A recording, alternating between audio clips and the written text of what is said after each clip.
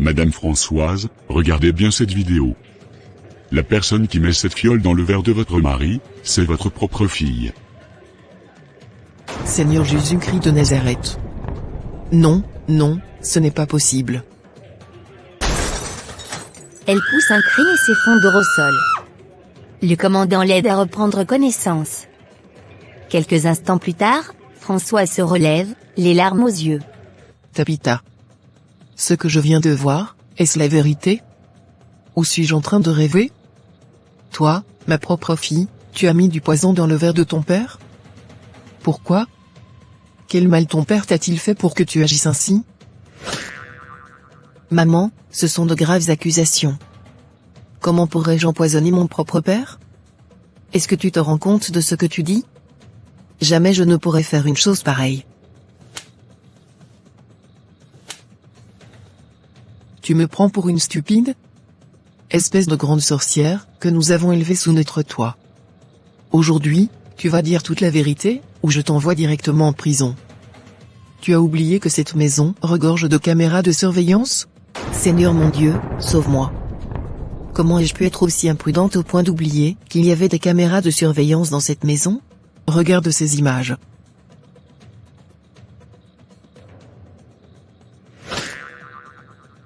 Maman, attends. Ce n'est pas du tout ce que tu crois, laisse-moi t'expliquer. M'expliquer? M'expliquer quoi?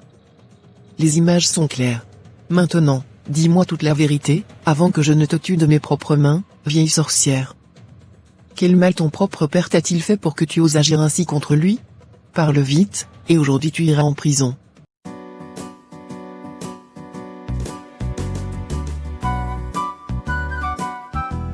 Pour votre édification, votre éducation et votre encouragement spirituel, suivez chaque jour des animations chrétiennes inspirantes, sur votre chaîne, Anvras TV Productions.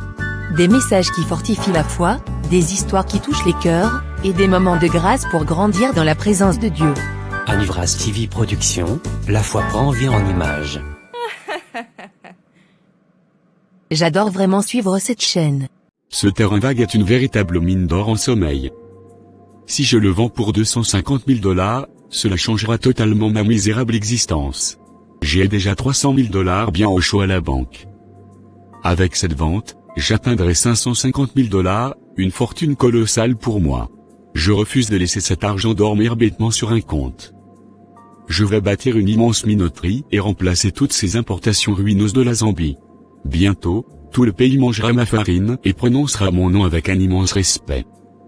Je deviendrai l'homme le plus puissant et le plus riche de cette région. 2 jours plus tard. Monsieur Gaston, ce quartier est devenu très noble et recherché. Je vous garantis que nous trouverons un acheteur sérieux et fortuné en moins de quelques semaines. Écoutez-moi bien, monsieur Nicolas. Mon prix est fixé à 250 000 $, pas un centime de moins. Je sais exactement ce que vaut cette magnifique parcelle. Ne vous inquiétez pas pour le prix, c'est tout à fait raisonnable compte tenu de l'emplacement exceptionnel. Les investisseurs se battront pour acquérir ce bijou. Je compte sur votre efficacité redoutable. Dès que cet argent sera viré sur mon compte bancaire, je lancerai le plus grand projet industriel de toute ma vie.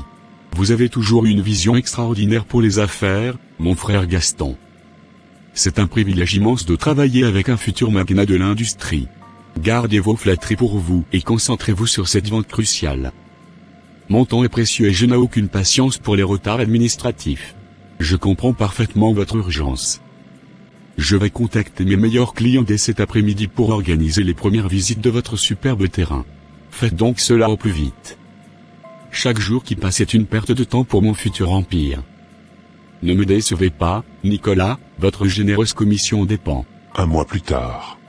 Bonjour monsieur Gaston, c'est un véritable honneur de vous recevoir dans mon humble bureau. J'ai examiné vos plans et je dois dire que cette ferme sera grandiose. Je ne veux pas d'une simple ferme, Marcel. Je veux un domaine spectaculaire, une maison luxueuse qui montrera à tout ma nouvelle puissance et ma richesse absolue. Vous pouvez me faire une confiance aveugle. Mes équipes sont prêtes à commencer les travaux de terrassement dès la semaine prochaine avec les meilleurs matériaux. Voici un chèque de garantie pour démarrer. Je veux que la construction soit rapide, impeccable et sans la moindre erreur. L'excellence est ma seule exigence ici. Je vous remercie pour votre générosité et votre confiance. Vous verrez, cette bâtisse sera le joyau de la région. Tous vos concurrents pâliront de jalousie devant. Ils doivent pleurer de jalousie, pas seulement pâlir. Assurez-vous que chaque détail reflète mon triomphe financier. Rien ne doit être laissé au hasard, Marcel. Je superviserai personnellement chaque étape du chantier pour garantir la perfection absolue. Votre domaine sera la fierté de notre entreprise de construction. C'est exactement ce que je veux entendre. Si vous faites du bon travail, je vous confierai la construction de mes futures usines. Ne gâchez pas cette opportunité. 5 mois plus tard. Regardez-moi cette terre incroyable, Samuel. Je veux qu'elle produise le meilleur maïs du continent. Nous allons écraser toute la concurrence étrangère sans pitié. En tant qu'ingénieur agronome, je vous confirme que cette terre est d'une fertilité exceptionnelle. Si nous appliquons mes méthodes, la moisson sera faramineuse. Alors appliquez vos méthodes magiques sur le champ. Je vous paie une fortune pour obtenir des résultats immédiats et spectaculaires. L'échec n'est pas une option. J'ai déjà commandé les meilleures semences certifiées et préparé un plan d'irrigation ultramoderne. D'ici quelques mois, ces champs seront d'un vert éblouissant. C'est la base de mon empire industriel qui pousse ici. Ce maïs alimentera ma minoterie et remplira mes coffres de millions de dollars. Ne me décevez surtout pas. Je connais mon métier sur le bout des doigts, monsieur. Je veillerai sur ces cultures jour et nuit s'il le faut pour vous garantir la récolte la plus abondante. Parfait. Vous avez tout mon soutien financier pour accomplir des miracles. Si cette ferme prospère, vous serez grassement récompensé. Sinon, je vous renvoie direct. Vous n'aurez jamais à douter de mon dévouement absolu. Je vais transformer ces parcelles en une véritable machine à produire de l'or vert pour votre plus grande gloire. L'ascension de Gaston fut d'une rapidité fulgurante et effrayante. En quelques années seulement, il transforma ses rêves de grandeur en un empire industriel colossal. Les usines tournaient à plein régime, les camions sillonnaient les routes, et les banques débordaient de ces liasses de billets. Il devint l'homme le plus riche du pays. Mais cette immense fortune, acquise avec tant de détermination, commença à empoisonner son cœur. L'argent remplaça peu à peu l'humanité dans ses veines froides. Il se croyait désormais invincible, au-dessus des lois et des hommes. Mais il ignorait que son orgueil démesuré préparait déjà la destruction totale de sa propre famille. Waouh, en tout cas, j'ai eu ce que je voulais. Oui, j'ai enfin obtenu tout ce que mon cœur désirait depuis des années. Regarde ce manoir, parfois, je n'arrive même pas à croire que c'est moi qui réussis à construire une maison aussi magnifique. En vérité, je peux être fier de moi. Si mon grand-père était encore en vie aujourd'hui, il serait certainement très fier de moi, très fier. Il m'a laissé un héritage, oui, mais moi, j'ai su le multiplier. J'ai su le transformer en un véritable empire. Aujourd'hui, je peux dire que je suis un homme accompli. Mais il me manque encore une chose, oui, une seule chose.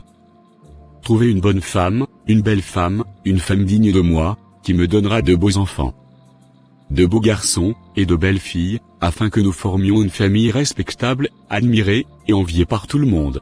Quelques minutes plus tard. Ah, regarde-moi ça. Cette Jeep est tout simplement magnifique. Le confort, la climatisation, le luxe, on dirait le véhicule d'un président. En tout cas, la vie finit toujours par sourire à celui qui décide de la prendre au sérieux. J'ai travaillé dur, et aujourd'hui, je récolte enfin le fruit de mes efforts. Oui, j'ai atteint le niveau de vie dont j'ai toujours rêvé. Et maintenant, il ne me reste plus qu'à trouver celle qui partagera cette vie avec moi.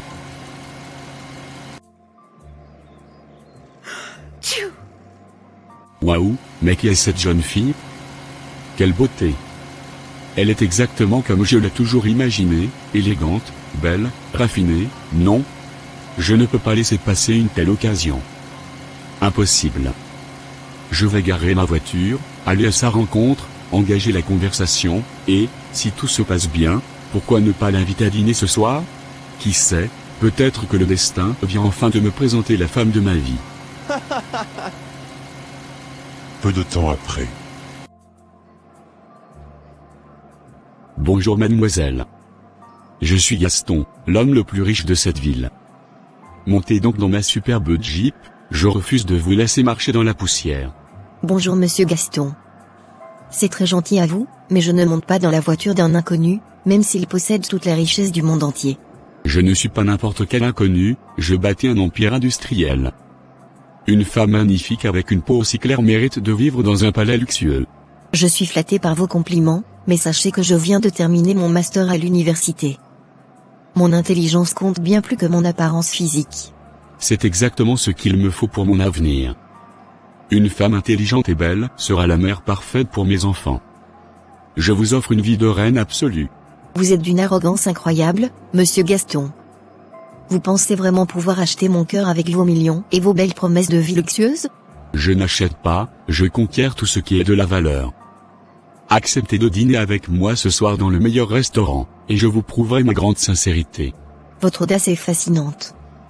J'accepte votre invitation pour ce soir, mais préparez-vous à me convaincre, car je ne me laisse pas impressionner par votre argent.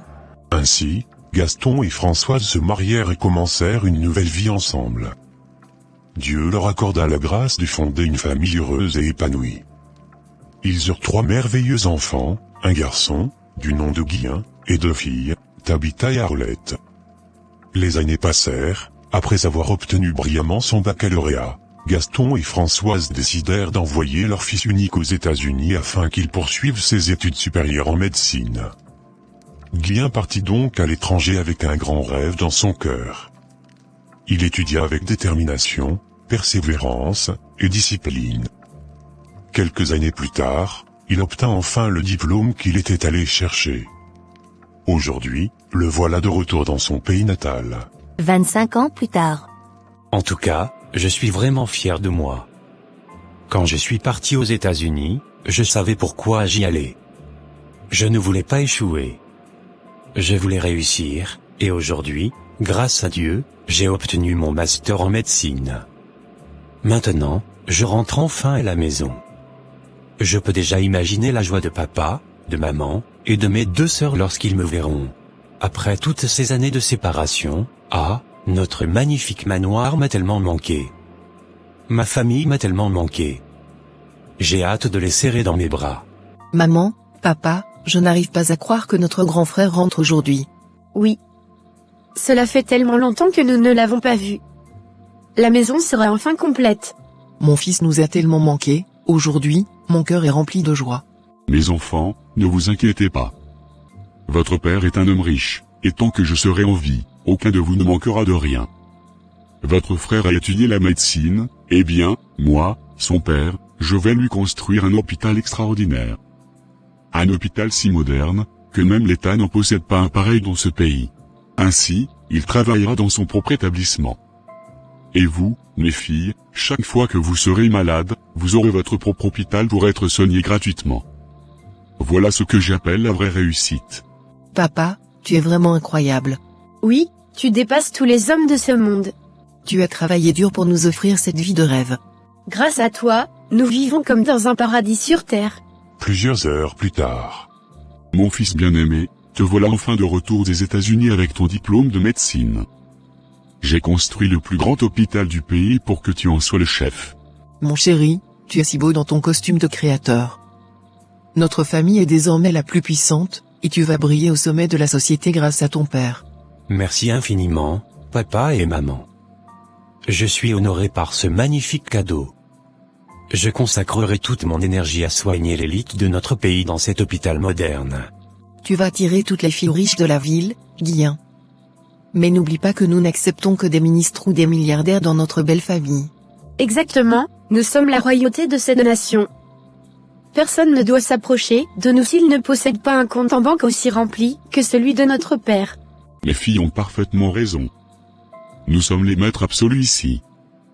Ton hôpital sera une mine d'or supplémentaire et renforcera notre prestige international. Nous organiserons une fête somptueuse pour célébrer ton retour triomphal. Tous les diplomates et politiciens influents viendront s'incliner devant notre réussite. Je serai à la hauteur de vos immenses attentes. Cet hôpital sera un symbole de notre suprématie totale. Je dirigerai chaque service avec une main de fer infaillible. J'exige d'avoir un accès VIP permanent à ta clinique. Je veux être traitée comme une véritable reine à chaque fois que j'aurai le moindre petit problème de santé. Et moi, je veux que tu me présentes les jeunes médecins les plus fortunés. Je refuse de perdre mon temps précieux avec des hommes qui gagnent des salaires minables. Ne vous inquiétez pas, mes princesses. Vous épouserez des hommes d'État. Guilin, ton premier jour de travail commence demain. Prépare-toi à devenir une légende. Le monde entier nous envie, et c'est tout à fait normal. Nous avons écrasé la pauvreté pour toujours. Plus rien ni personne ne pourra jamais détruire notre dynastie. Mon diplôme américain fera trembler tous nos concurrents. Je vais transformer la médecine de ce pays et faire payer des sommes astronomiques à tous nos riches patients. C'est la meilleure stratégie possible, mon frère. Lisse les hôpitaux publics aux pauvres misérables. Notre famille ne se mélange jamais avec la saleté de la rue. Je suis tellement fière de porter le nom de Gaston. Nous marchons sur l'or et nous respirons le luxe. Que la fête commence, célébrons notre supériorité incontestable. Le champagne va couler à flot ce soir. Buvez à ma santé et à la puissance éternelle de notre clan. Je suis le roi de ce pays, et vous êtes mes dignes héritiers. Santé à notre roi et à notre brillant chirurgien. Que notre richesse se multiplie encore et encore. L'avenir nous appartient totalement, rien ne peut nous arrêter. À notre gloire immortelle, famille. Je promets solennellement de faire fructifier cet héritage colossal et de rendre notre nom encore plus redouté et respecté partout. À notre beauté, à notre argent et à notre succès infini. Que tous ceux qui nous jalousent crèvent de rage en nous regardant briller au sommet de cette misérable ville. Et à notre fortune démesurée. Nous sommes les dieux de ce monde moderne, et la plèbe n'a qu'à ramper pitoyablement à nos pieds. Trinquons à notre arrogance assumée. 2 ans plus tard. En tout cas, cela fait longtemps que je garde ce sentiment dans mon cœur. La fille de Monsieur Gaston et de Madame Françoise, Tabitha, elle me plaît énormément. Non, ce n'est pas seulement une attirance passagère, je sens un véritable amour pour elle. Chaque fois que je la vois, mon cœur bat plus fort. Chaque fois qu'elle passe devant moi, quelque chose s'allume à l'intérieur de moi. Comme une flamme d'amour que je n'arrive plus à éteindre. Mais il y a un problème, sa famille est connue pour son arrogance. Ils sont riches, puissants, respectés, et moi, que suis-je? Un simple homme, avec une vie modeste. Parfois, je me dis que si j'étais riche, les choses seraient certainement plus faciles. Peut-être qu'ils m'auraient déjà ouvert leurs portes. Mais parce que je n'ai pas une grande position, j'ai peur d'être rejeté. J'ai peur d'être humilié. J'ai peur qu'on se moque de moi. Mais, rester silencieux me fait encore plus souffrir. Non, je ne peux plus continuer comme ça. Aujourd'hui, après le culte, oui, aujourd'hui, je vais prendre mon courage à 2 mains. Je vais aller vers Tabitha. Je vais lui parler avec sincérité. Et je vais lui ouvrir mon cœur. Quelle que soit sa réponse, au moins, je saurai que j'ai essayé. Et si Dieu l'a destiné pour moi, alors personne ne pourra empêcher ce qui est écrit dans le ciel. Plusieurs heures plus tard.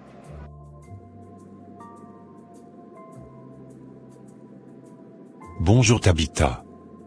J'ai économisé pendant des mois pour t'offrir ce modeste bracelet. Mes sentiments pour toi sont sincères, même si je n'ai pas une immense richesse. C'est mignon, Jean-Claude, mais tu sais très bien que mon père n'acceptera jamais un homme de ta condition sociale. Ton petit salaire ne paiera même pas mes chaussures.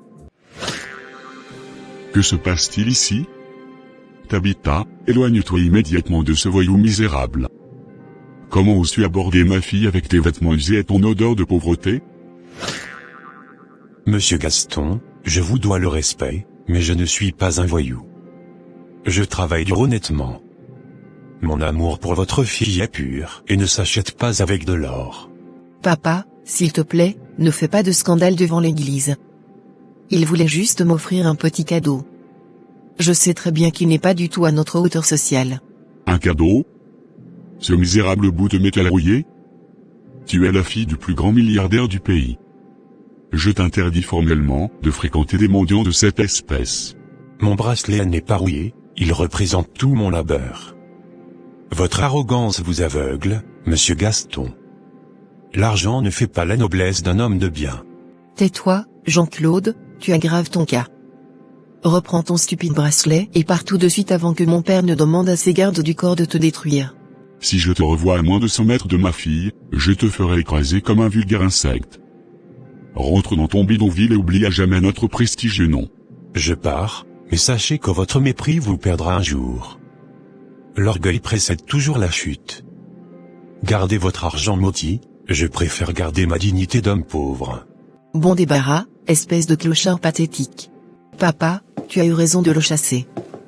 Je mérite un véritable prince charmant avec un compte en banque rempli de millions.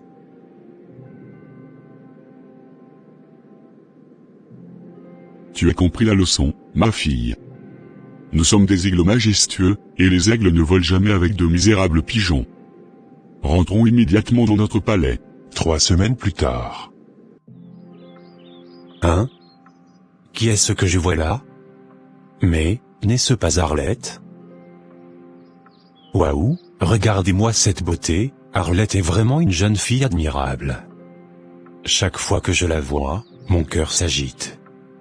Elle est belle, élégante, et pleine de grâce. Cela fait longtemps que je l'admire en secret, oui, longtemps que je la convoite dans mon cœur, sans jamais avoir eu le courage de lui parler. Mais aujourd'hui, je crois que le moment est enfin venu.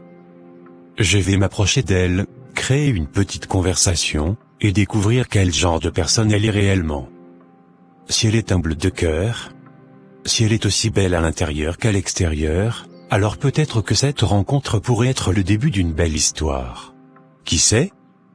Peut-être qu'un jour, cette femme pourrait devenir mon épouse. Peu de temps après. Arlette, je sais que je ne suis qu'un simple enseignant, mais je vous admire depuis si longtemps. J'aimerais beaucoup vous inviter à prendre un café cet après-midi.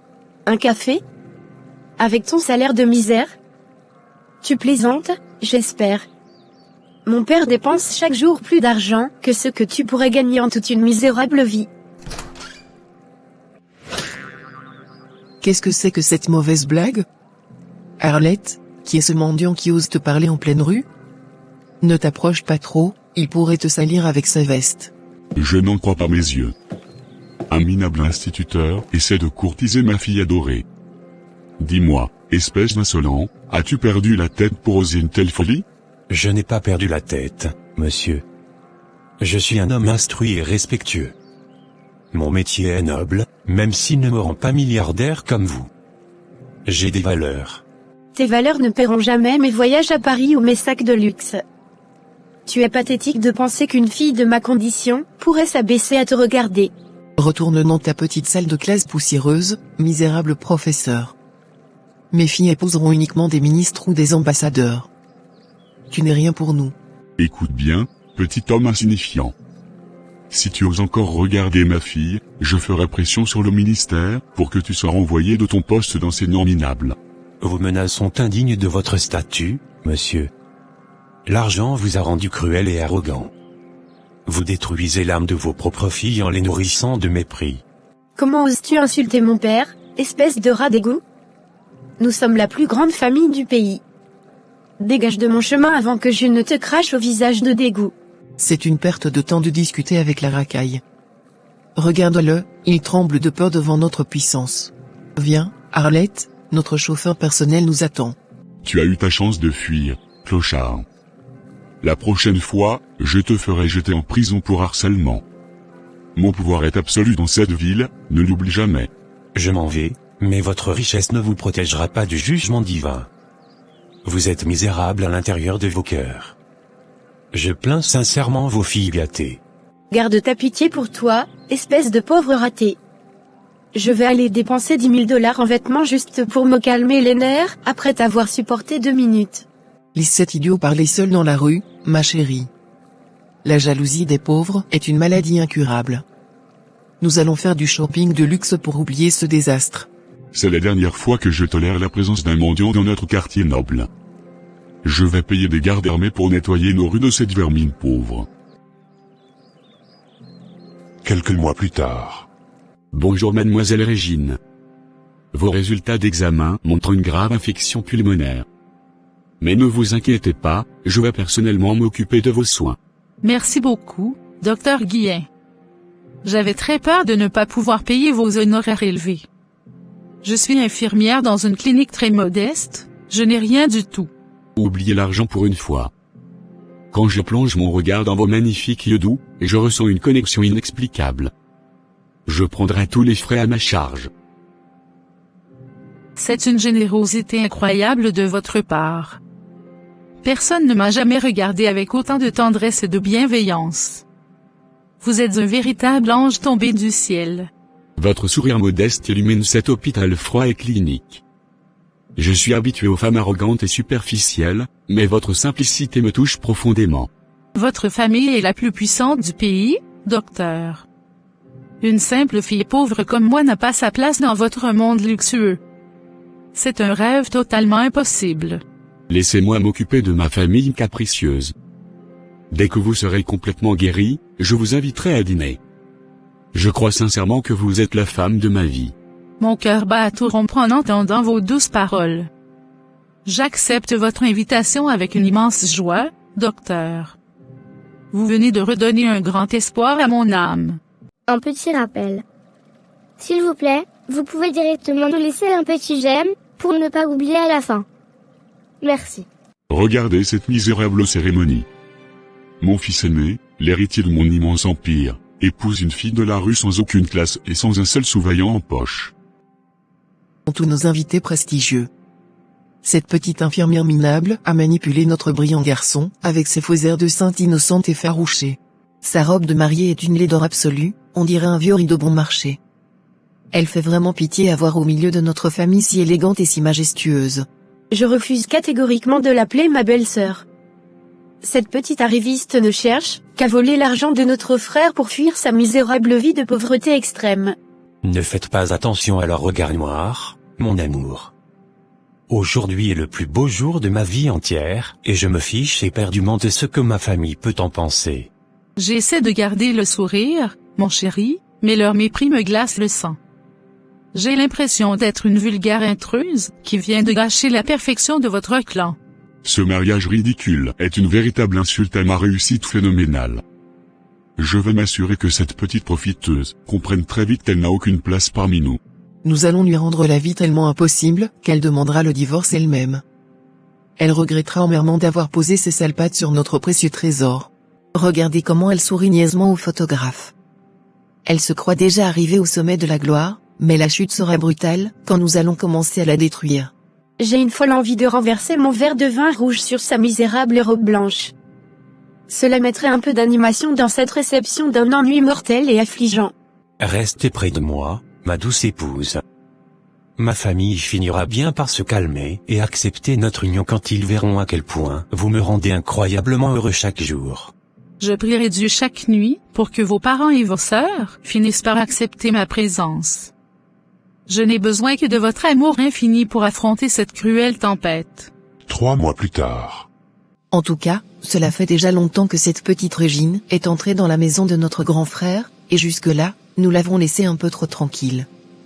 Je pense que le moment est enfin venu, d'aller semer un peu de trouble chez elle. Oui, grande sœur, cette fois-ci, tu as parfaitement raison. Prenons la voiture de maman et allons-y tout de suite. D'ailleurs, la dernière fois que je l'ai vue, elle était habillée comme une grande dame. Comme si elle avait toujours vécu dans le luxe, alors qu'elle est arrivée ici avec un simple sachet rempli de vieux vêtements. Exactement. Aujourd'hui, je vais entrer dans sa chambre, je vais choisir tous les beaux vêtements que notre frère lui a achetés, et je vais les prendre avec moi. Qu'elle comprenne une bonne fois pour toutes, qu'elle ne sera jamais au même niveau que nous. Allons-y alors, aujourd'hui, elle va savoir à qui elle a affaire. Regardez ces 2 jeunes femmes, les années passent, leur âge avance, mais au lieu de penser à construire leur propre foyer, au lieu de préparer leur avenir, elles choisissent de consacrer leur temps à faire souffrir une autre femme. Leur cœur est rempli d'orgueil, de jalousie et de méchanceté. Elles ignorent encore que chaque mauvaise action finit toujours par produire une conséquence. Car celui qui sème la douleur, récoltera un jour les larmes. Plusieurs minutes plus tard. Ah, mes sœurs, soyez les bienvenues. Merci beaucoup d'être venues me rendre visite. Vous m'avez énormément manqué depuis le jour de mon mariage. J'espère que vous allez bien, et papa et maman aussi. Tout le monde se porte bien, j'espère. Oui, nous allons très bien. Tu n'as vraiment pas à t'inquiéter pour nous, pauvre Régine. Tu sais très bien que notre père a beaucoup d'argent, et notre grand frère est le médecin le plus renommé de ce pays. Alors, si quelqu'un tombe malade dans cette famille, il est là pour prendre soin de nous. Exactement. Même si je tombe malade ici et maintenant, mon grand frère se déplacerait immédiatement pour venir me soigner. Nous ne manquons de rien, ni d'argent, ni de confort. Très bien, je suis heureuse de l'entendre. Moi, j'étais justement en train de préparer le repas. Mais il me manque quelques tomates et des oignons. Je vais rapidement au coin de la rue pour les acheter afin de terminer la cuisine. Sentez-vous à l'aise ici, cette maison est aussi la vôtre.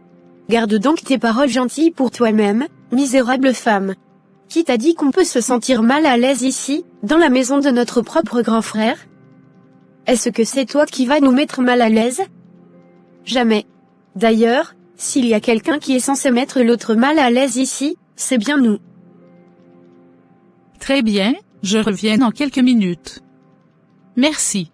Peu de temps après le départ de Régine. Bon, maintenant qu'elle est partie, on commence l'inspection. Oui, nous n'avons aucune minute à perdre. De toute façon, nous avons déjà mangé de la bonne nourriture chez nous. Ce n'est certainement pas le repas de cette petite femme qui va nous impressionner. Exactement. Faisons simplement ce que nous sommes venus faire ici, et ensuite, nous repartirons tranquillement. Peu de temps après. Regarde-moi ces vêtements d'une banalité affligeante, Arlette. Cette petite mendiante n'a vraiment aucun goût. Je vais prendre cette robe en soie, elle me va 100 fois mieux. Tu as totalement raison, Tabitha. Moi je vais emprunter ces magnifiques chaussures de créateur. C'est sûrement notre frère qui a acheté ces merveilles pour cette ingrate absolue. Mais que faites-vous dans ma chambre à coucher? Vous n'avez absolument pas le droit de fouiller dans mes armoires, ni de prendre mes affaires personnelles sans mon autorisation. Ferme ta grande bouche de menteuse, espèce de misérable opportuniste. Absolument tout ce qui se trouve dans cette luxueuse maison appartient exclusivement à notre riche frère. Tu devrais plutôt nous remercier de porter ces sublimes vêtements, car sur toi, ils ressemblent à de vieux chiffons sales. Tu n'as aucune élégance naturelle, pauvre fille. Je vous demande poliment de reposer mes vêtements à leur place immédiate. Mon mari m'a offert ces belles robes avec beaucoup d'amour, et je refuse que vous les abîmiez ainsi. Ton mari? Ne me fais pas rire avec tes grands mots ridicules. Guillen s'est juste laissé berner par tes larmes de crocodile. Je prends ce chemisier et tu n'y pourras rien. Si tu continues de pleurnicher comme une enfant gâtée, je vais déchirer toutes tes affaires sous tes yeux ébahis. Tu n'es qu'une intruse tolérée provisoirement dans notre clan. Votre comportement est incroyablement puéril et méchant. Je vais devoir informer Guillen de votre attitude inacceptable dès son retour de l'hôpital ce soir. Vous dépassez les bornes. Va donc pleurer dans les bras de ton précieux docteur, petite idiote. Il choisira toujours sa propre famille de sang, plutôt qu'une infirmière ramassée dans la saleté des rues. Tu ferais mieux de raser les murs et de te taire si tu veux survivre ici. Nous sommes les véritables reines de cette maison et tu n'es qu'une misérable servante à nos yeux. Je ne m'abaisserai pas à votre niveau de méchanceté pathétique. Prenez donc ces stupides chiffons, si cela vous amuse. Mon amour pour Guillen vaut bien plus que du tissu luxueux. Plusieurs minutes plus tard. Maman, tu ne croiras jamais ce que cette horrible Régine nous a fait subir ce matin. Elle nous a insultés et chassés de la maison de notre propre frère avec une violence inouïe. C'était absolument terrifiant, maman. Elle a hurlé que nous étions des parasites et que notre famille l'a dégoûté profondément. Elle a même menacé de nous frapper avec un balai. Quoi? Comment cette méchante fille ramassée dans la poussière ose-t-elle vous parler sur ce ton? Je suis folle de rage d'entendre une telle insolence envers mes précieuses filles. Elle a dit que l'argent de papa était sale et qu'elle allait manipuler Guillen pour qu'il coupe définitivement les ponts avec notre famille. Elle est d'une arrogance monstrueuse. Elle a également affirmé que c'est elle la nouvelle patronne de la famille et que nous devrons bientôt nous incliner devant elle. Cette misérable infirmière a complètement perdu la tête. C'est un véritable cauchemar éveillé. Je savais que cette hypocrite calculatrice finirait par montrer son vrai visage de sorcière. Elle veut détruire l'unité de notre puissante famille. Il faut absolument que papa intervienne rapidement, maman. Si on la laisse faire, elle va vider tous les comptes bancaires de Guillen et s'enfuir avec notre immense fortune familiale. Nous étions tellement choqués par sa violence verbale que nous sommes partis en pleurant à chaudes larmes. Mon pauvre cœur palpite encore de terreur face à cette vipère venimeuse. Ne pleurez plus, mes petits anges adorés. Je vais raconter tout cela à votre père dès ce soir. Il va entrer dans une colère noire et s'occuper personnellement de ce grave problème. J'espère de tout mon cœur que papa va exiger le divorce immédiat. Cette vulgaire intruse ne mérite absolument pas de porter le nom prestigieux et respecté de notre incroyable clan. Il faut qu'elle soit jetée à la rue sans aucune pitié, maman. Elle doit retourner croupir dans son bidonville d'origine et regretter amèrement de s'en être prise à nous aujourd'hui. Soyez tranquilles, mes filles. Le compte à rebours est officiellement lancé pour cette insolente. Ses jours de confort luxueux sont comptés, elle va goûter à ma vengeance impitoyable. 2 mois plus tard. Grande sœur, je viens encore de trouver une excellente occasion pour tourmenter cette petite Régine, la femme de notre grand frère. Tu sais que notre machine de lavage à sec est tombée en panne, et celle que papa a commandée n'est pas encore arrivée. Alors papa nous a donné tous les vêtements de la famille, les tiens, les miens, ceux de maman et de papa, afin que nous allions les faire nettoyer. Mais moi, j'ai eu une meilleure idée. Nous allons garder tout l'argent qu'il nous a donné, et apporter tous ses vêtements chez Régine. Nous allons lui dire que papa et maman veulent la tester, ils veulent voir si elle est vraiment une femme travailleuse, ou seulement une paresseuse venue s'installer dans notre noble famille. Elle n'aura pas le choix, elle sera obligée de tout laver, puis de tout repasser. Et pendant qu'elle sera occupée, nous en profiterons pour fouiller encore leur chambre, récupérer quelques liasses d'argent, et ensuite aller nous balader, manger dans de grands restaurants et profiter de la vie. Arlette, cette idée est tout simplement brillante. Tu deviens de plus en plus intelligente. Ne perdons pas de temps. Prenons la voiture et allons-y immédiatement. Aujourd'hui, cette petite va encore souffrir, elle va même se demander pourquoi elle a accepté d'épouser notre frère. Quelques minutes plus tard.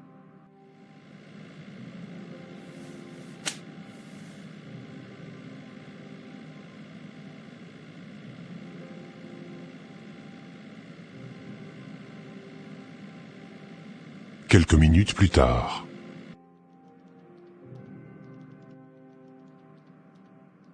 Mes sœurs, soyez les bienvenues. Quelle belle surprise de vous voir si tôt ce matin. Nous ne sommes pas venus pour une simple visite. Papa et maman nous ont envoyés avec ceci. Ils veulent te faire passer un petit test.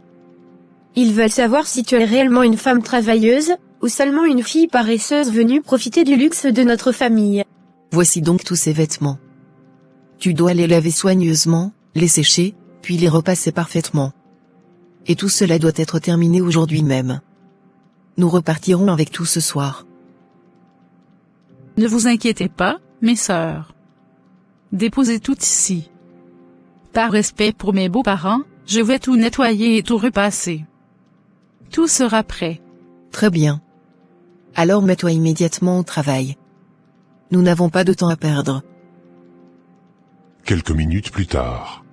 Regarde ces énormes liasses de billets dans ce tiroir, Arlette. Il y a au moins 10 000 $ ici.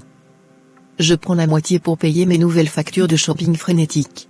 Et moi je rafle ces sublimes colliers en or massif et ces bagues en diamant. Notre frère chéri ne s'en rendra même pas compte, il est bien trop occupé à travailler à son hôpital. Mais que faites-vous encore ici, en train de piller le bureau de votre propre frère? Vous êtes de véritables voleuses. Remettez immédiatement cet argent et ces bijoux à leur place. Baisse d'un ton, petite servante effrontée. Cet argent appartient à notre famille et nous avons le droit absolu de nous servir. Tu n'as aucun ordre à nous donner dans cette maison. Tu crois vraiment que tu vas nous empêcher de prendre ce qui nous revient de droit?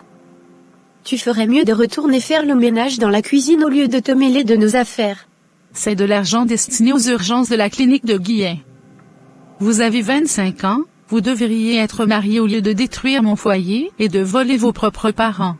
Comment oses-tu nous parler de mariage, espèce de mendiante répugnante? Contrairement à toi, nous ne sommes pas désespérés au point d'épouser le premier riche venu pour nous sauver. Ton audace est absolument suicidaire, pauvre fille. Tu oses nous insulter sur notre célibat alors que tu n'es qu'une erreur de parcours dans la vie brillante de notre frère adoré. Je ne vous insulte pas, je vous dis simplement la stricte vérité qui vous blesse. Votre oisiveté et votre jalousie maladive vous rongent de l'intérieur, et vous rendent abominable. Tu vas regretter amèrement chacune de tes misérables paroles, espèce de vipère arrogante. Nous allons te faire vivre un enfer si terrifiant, que tu supplieras pour qu'on t'achève vite. Gardons le butin précieusement, Tabitha. Et préparons-nous à donner une bonne correction physique à cette insolente, pour lui apprendre le respect absolu qu'elle doit à ses maîtresses. Je n'ai absolument pas peur de vos menaces puériles. Guillen saura toute la vérité ce soir sur votre tentative de vol scandaleuse. La justice de Dieu s'abattra sur votre méchanceté. Tu crois pouvoir nous menacer avec le jugement de ton Dieu imaginaire? Prends cette gifle magistrale pour t'apprendre à baisser les yeux quand tu t'adresses à la noblesse de ce pays. Je suis ici à la porte, on verra par où tu vas sortir. Attrape-la par les cheveux, Tabitha. Je vais lui rayer son joli visage de petite sainte hypocrite avec mes ongles manucurés. Ton mariage s'arrête aujourd'hui, misérable infirmière.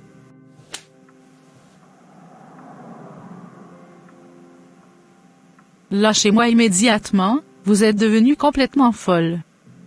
Aïe, vous me faites très mal. Je vous en supplie, arrêtez cette violence gratuite avant de commettre l'irréparable.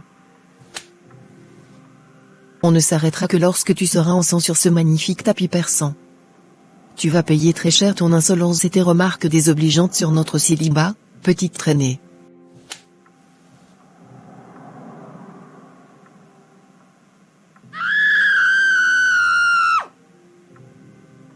Frappe-la encore plus fort, elle résiste cette misérable paysanne. Je veux l'avoir suppliée à genoux et implorer notre pardon, pour avoir osé souiller notre belle famille prestigieuse. Au secours. À l'aide. Quelqu'un entendez-moi. Vous êtes des monstres sans aucune compassion, votre cœur est aussi noir et pourri que l'argent volé, qui remplit vos poches immondes. Personne ne viendra te sauver ici, les domestiques sont terrorisés par notre puissance. Prends ce violent coup de pied dans le ventre, cela t'apprendra à nous traiter de monstres. Continue de crier, ta douleur est une douce musique pour mes oreilles. Tout va faire tes petites valises minables et déguerpir d'ici avant la tombée de la nuit, sinon on te tue ce soir. Mon Dieu, protégez-moi de cette folie sanguinaire. Vous n'arriverez jamais à détruire l'amour que Guillen me porte, même si vous me brisez tous les os de mon corps meurtri et fatigué. Ton cher Guillen est un lâche, qui obéit aveuglément à notre père. Quand nous lui dirons que tu nous as attaqués en première, il te jettera dehors lui-même comme une chienne galeuse.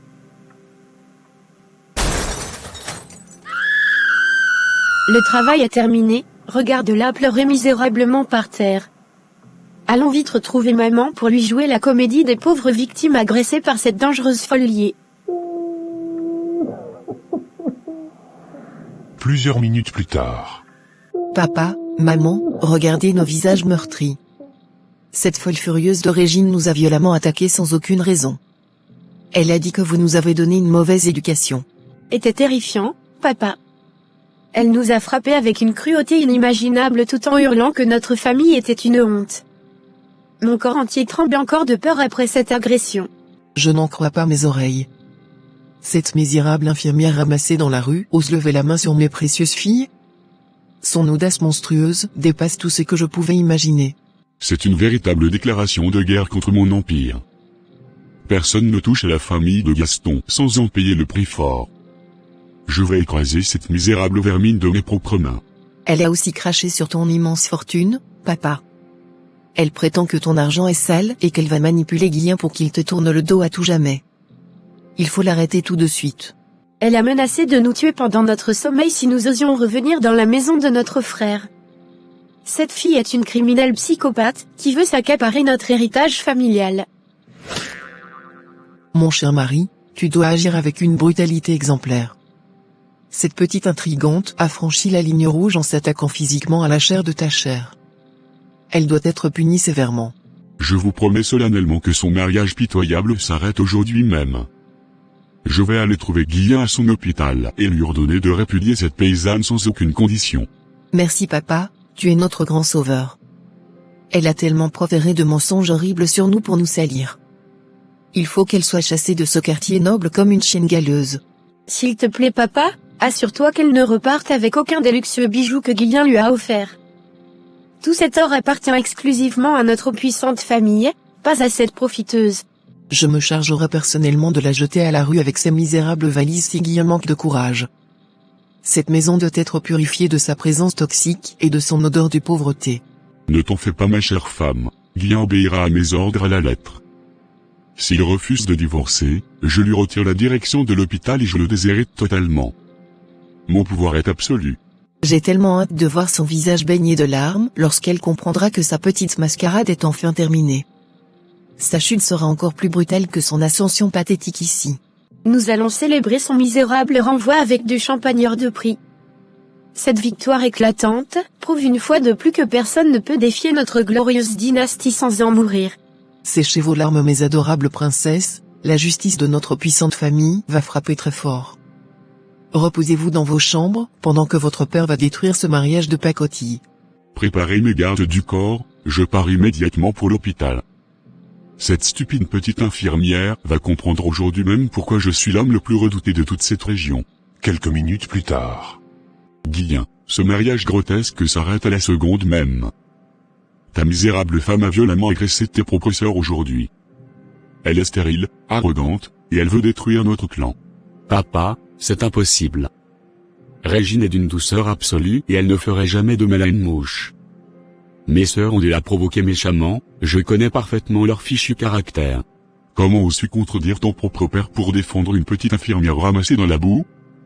Je t'ordonne de divorcer immédiatement, sinon je te retire cet hôpital et ton riche héritage. C'est un chantage monstrueux, papa. Je l'aime de tout mon cœur et nous venons à peine de nous marier. Tu ne peux pas détruire ma vie amoureuse simplement parce que mes sœurs sont très jalouses. Ton soi-disant amour me dégoûte profondément. Cette misérable profiteuse veut vider tes comptes bancaires. Je te trouverai une vraie femme, une fille de ministre digne de notre glorieux empire. Si je la quitte, je perds la seule personne qui m'aime sincèrement pour ce que je suis. Mais si je te tiens tête, tu vas détruire toute ma brillante carrière médicale. Je suis pris au piège ici. Tu n'es qu'un lâche pathétique si tu choisis une clocharde au lieu de ta propre famille de sang. Signe ces papiers de divorce tout de suite ou bien je te jette dans la rue avec elle sans un sou. Très bien, papa, j'accepte de céder à tes menaces terribles. Je vais la chasser de ma maison ce soir, pour préserver mon poste de directeur. Pardonne-moi, mon Dieu, pour cette abominable trahison.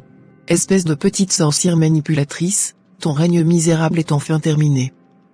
Mon mari est allé forcer Guillen à demander le divorce. Tu as osé lever tes sales pattes sur mes pauvres filles. C'est un mensonge absolu, madame.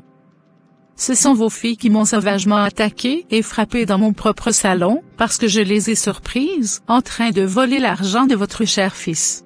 Tais-toi immédiatement, misérable vipère. Mes filles sont des princesses parfaites et elles ne voleraient jamais rien. C'est toi la seule voleuse ici, venue pour piller notre immense fortune. Guillen ne croira jamais vos mensonges odieux. Il connaît mon intégrité totale, et il sait pertinemment que votre cœur est noirci par un orgueil démesuré. Notre amour survivra à votre méchanceté. Ton cher petit docteur t'a déjà abandonné lâchement. Il a accepté de te répudier pour garder son précieux hôpital. Tu ne vaux absolument rien face aux millions de dollars de notre grand empire. Non, c'est impossible. Mon mari a juré devant Dieu de me protéger contre vent et marée. Il ne peut pas briser ses vœux sacrés simplement parce que vous le menacez avec votre argent corrompu. Je te donne exactement 3 jours pour plier tes bagages misérables. Samedi matin à la 1re heure, on jette toutes tes affaires dehors dans la boue. Prépare-toi à retourner dans ton caniveau. Vous pouvez détruire ma vie matérielle, mais vous ne détruirez jamais mon âme pure. La justice divine s'abattra lourdement sur votre famille cruelle, pour toutes les larmes que vous me faites verser. Plusieurs heures plus tard. Guillen, mon amour, dis-moi que ta mère a menti. Dis-moi que tu ne vas pas céder au chantage affreux de ton père. J'ai été sauvagement battu par tes sœurs, et ils veulent me jeter à la rue.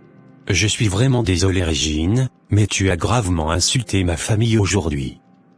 Mon père est fou de rage, et il menace de me retirer la direction de mon hôpital, si je refuse de te répudier. Comment peux-tu croire leurs mensonges empoisonnés? Elles m'ont attaqué parce que je les ai surprises, en train de voler l'argent de ta clinique. Je suis ton épouse, tu dois me protéger d'elles. C'est parole contre parole, et je ne peux pas risquer de perdre mon héritage colossal pour cette stupide dispute. Tu dois comprendre que la puissance de mon père est absolue dans tout ce pays. Tu choisis donc l'argent sale et le pouvoir au lieu de notre amour sincère? Tu es d'une lâcheté effroyable, Guillen. Je croyais que tu étais un homme courageux, mais tu n'es qu'une marionnette. Ne me juge pas si durement, Régine. Tu as insulté ma famille, débrouille-toi avec eux maintenant. Je refuse de sacrifier tout mon avenir professionnel pour une relation qui est déjà vouée à l'échec. Que Dieu te pardonne pour cette trahison cruelle. Je partirai sans rien emporter de tes richesses maudites. Ton argent finira par te détruire de l'intérieur, comme il a détruit ton père arrogant. Fais tes valises rapidement et disparais de ma vie avant que mon père ne mette ses menaces à exécution. Je vais dormir à l'hôpital ce soir pour ne pas avoir à supporter tes larmes insupportables. 2 jours après. Allez, misérable paysanne, le délai de 3 jours est écoulé. Jette ces minables valises directement dans la rue boueuse, Tabitha. Cette maison est enfin purifiée de sa présence repoussante. Avec un immense plaisir, maman. Regarde tes vieux chiffons volés dans la poussière, petite infirmière ratée. Retourne dans ta misère absolue et oublie à tout jamais le nom de notre grande famille. Quel spectacle absolument réjouissant pour mes yeux. Tu pleures comme une petite fille pathétique. Tu as voulu jouer avec les aigles majestueux, mais tu t'es écrasée lourdement sur le dur trottoir. Vous êtes des femmes dépourvues de la moindre humanité. Vous me jetez dehors comme un chien, mais Dieu est le juste juge de toutes vos actions cruelles. Vous paierez très cher cette humiliation. Garde tes sermons ridicules pour les mendiants de ton bidonville puant. Notre immense richesse nous protège de ton Dieu imaginaire. Nous sommes totalement intouchables dans ce monde de puissance. Ramasse tes affaires sales avant que je n'appelle nos gardes pour te tabasser une seconde fois. Tu fais honte à tout notre quartier luxueux avec tes larmes pitoyables et ton visage ravagé de douleur. N'oublie pas de laisser les clés de la maison et les bijoux que notre frère t'a bêtement offerts. Tu pars d'ici avec exactement ce que tu avais en arrivant, absolument rien, pauvre idiote. Gardez votre or maudit, il ne vous apportera que des malheurs terribles. Je préfère marcher dans la boue avec ma conscience tranquille plutôt que de vivre dans vos magnifiques palais corrompus. Quelle insolence pitoyable jusqu'à la toute dernière seconde. Fermez ce grand portail en fer forgé, mes filles, je ne veux plus jamais apercevoir la silhouette misérable de cette affreuse sorcière. Adieu la fausse princesse de pacotille. Guillen va bientôt épouser la fille du ministre de la Santé et nous organiserons une fête gigantesque pour effacer ton souvenir pathétique de nos mémoires. Bon débarras, misérable clocharde. J'espère sincèrement que tu vas mourir de faim dans ton petit quartier minable. Notre glorieuse dynastie brille de 1000 feux maintenant que tu as disparu d'ici. Je m'en vais la tête haute, malgré la douleur insoutenable qui déchire mon cœur brisé. Vous avez détruit mon précieux mariage, mais vous ne détruirez jamais ma foi inébranlable en un avenir meilleur. Va donc prier ton Dieu de la pauvreté, cela ne remplira pas ton assiette vide ce soir. Rions mes chéris, notre victoire éclatante mérite d'être célébrée avec notre meilleur champagne millésimé. Je me sens tellement soulagée de ne plus respirer le même air que cette mendiante effrontée. Allons fêter cela au bord de notre sublime piscine chauffée en nous moquant de sa chute spectaculaire. C'est le plus beau jour de toute ma vie. J'ai adoré voir ses affaires s'écraser lourdement dans la boue. Elle a enfin compris quelle était sa vraie place dans cette société très élitiste. Je prie pour que le Seigneur éclaire vos cœurs ténébreux avant qu'il ne soit trop tard. Je ramasse mes pauvres bagages et je quitte cet enfer doré pour retrouver la paix de mon humble petit foyer. Quelques minutes plus tard. Pasteur Nathanaël, je suis complètement anéanti. La famille de Gaston m'a jeté à la rue avec une violence inouïe. Mon mari m'a lâchement abandonné ce soir. Ma pauvre enfant, séchez vos larmes. J'ai entendu parler de la cruauté redoutable de cette famille arrogante. Leur immense orgueil finira par les détruire totalement un jour. Ils m'ont accusé de vol et m'ont battu sauvagement dans mon propre salon. Guillen a préféré garder son héritage plutôt que de défendre notre mariage sacré devant Dieu le Père. C'est une abomination aux yeux du Seigneur. L'argent a complètement aveuglé le cœur de cet homme et de son fils. Mais la justice divine n'oublie jamais les opprimés, Régine. Je n'ai plus aucun endroit où aller ce soir. Ils ont tout détruit, mon foyer, ma dignité et mes espoirs. Je me sens si misérable, comme si ma vie entière s'était effondrée sous mes yeux. Vous n'êtes pas seul, mon enfant bien-aimé. L'Église vous offrira un toit modeste et de la nourriture. Je vais aller parler personnellement à Gaston, pour dénoncer ce péché ignoble. Soyez très prudent, pasteur. Gaston est un homme redoutable, qui n'hésitera pas à vous briser si vous vous opposez à sa volonté tyrannique. Il se croit vraiment bien au-dessus de Dieu. Je ne crains absolument pas la puissance de ce milliardaire corrompu. Mon devoir de berger est de défendre la vérité, même si cela doit me coûter ma position dans cette immense ville. Que me vaut l'honneur de votre visite inattendue dans mon somptueux palais, pasteur Nathanaël? Ne me dites pas que vous venez mendier des fonds pour rénover votre vieille église. Je ne viens pas pour votre argent sale, monsieur Gaston. Je viens vous réprimander pour la cruauté impardonnable que vous avez infligée à Régine. Ce divorce arrangé est un péché grave. Comment osez-vous me faire la morale dans ma propre maison luxueuse? Cette fille est une vulgaire profiteuse stérile. Je protège la pureté de ma dynastie et l'avenir de mon fils chéri. L'orgueil démesuré, qui ronge votre cœur vous conduira tout droit vers une destruction totale et brutale. Vous avez brisé un mariage sacré pour satisfaire votre misérable soif de pouvoir. Gardez vos leçons de morale pathétique, pour les miséreux qui écoutent vos sermons ennuyeux. Je suis l'homme le plus puissant de ce pays, Dieu lui-même bénit mon immense succès financier. Ne confondez pas la patience de Dieu avec son approbation, Gaston. Votre arrogance attire la colère céleste. Repentez-vous avant que le Seigneur ne détruise votre bel empire de boue. Sortez de chez moi immédiatement, misérable petit prédicateur de malheur. Puisque vous osez me défier publiquement, je vais m'assurer que vous soyez chassé de cette ville dès demain matin. Vous pouvez me renvoyer ou me menacer, mais vous ne pourrez jamais échapper au jugement divin. Je parle le cœur net, sachant que j'ai dit la stricte vérité face à votre tyrannie aveugle. Quelques minutes plus tard après le départ du pasteur Nathanaël. Chérie, j'ai oublié de te demander. Hier, j'ai entendu beaucoup de bruit ici, comme si vous étiez en pleine dispute. Que s'est-il passé exactement? Tu peux imaginer cela, Françoise? Ce soi-disant pasteur Nathanaël est venu ici, dans ma propre maison, pour me faire la morale. Il est venu me réprimander parce que nous avons renvoyé cette stupide de Régine de la maison de notre fils. Il a osé me dire que moi, en tant qu'ancien de l'église, je n'avais pas le droit d'agir ainsi. Et le pire, il m'a menacé. Il m'a dit qu'il allait me retirer le titre de premier diacre. Quoi? Il a osé te parler ainsi? Oui. Depuis qu'il est dans cette paroisse, qui le nourrit, qui lui donne de grosses dîmes, qui contribue chaque fois qu'il y a un projet dans cette église, c'est nous. Toujours nous. Mais aujourd'hui, il a oublié tout cela. Il préfère défendre cette petite Régine, une fille que notre fils a ramassée dans la rue. Une fille qui n'avait absolument aucune place dans notre noble famille. C'était une erreur d'avoir accepté ce mariage. Est-ce que cette femme de la rue méritait vraiment une noble famille comme la nôtre? Jamais. Qu'il ose seulement me retirer mes fonctions, je vais lui montrer qui je suis réellement. Nous verrons bien s'il restera encore pasteur dans cette paroisse. 3 semaines plus tard. Mes frères et sœurs, nous sommes une communauté chrétienne. Et dans une communauté chrétienne, il doit toujours y avoir de l'ordre. Depuis l'Église primitive, lorsque les apôtres constataient un désordre, ils choisissaient des hommes sages, des hommes intègres, des hommes qui craignaient Dieu, pour servir comme diacres. Cette règle reste valable aujourd'hui. Car Jésus-Christ est le même hier, aujourd'hui et éternellement. Mais lorsqu'un responsable oublie la crainte de Dieu, lorsqu'il utilise sa position pour imposer sa volonté, alors nous devons agir. Non pas pour humilier, mais pour rétablir l'ordre.